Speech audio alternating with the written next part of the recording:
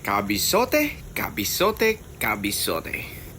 Kamusta ang naging Pasko nyo? Naway naging masaya at na-enjoy ninyo kasama ang buong pamilya. Maling fried rice pala ang recipe natin ngayon mga kabisote. Iprito lang natin yung chicken maling na hiniwa ng pa-cubes. Kapag nag-brown na, pwede mo na yung iset aside. And then, mag-scramble ka ng egg. Mekos-mekos mo lang, then set aside.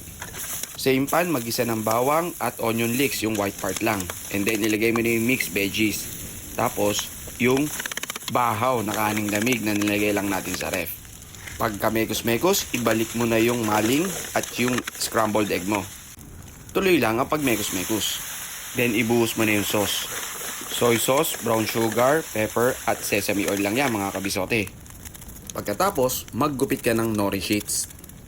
At isunod mo na yung onion leeks, yung green part naman for color.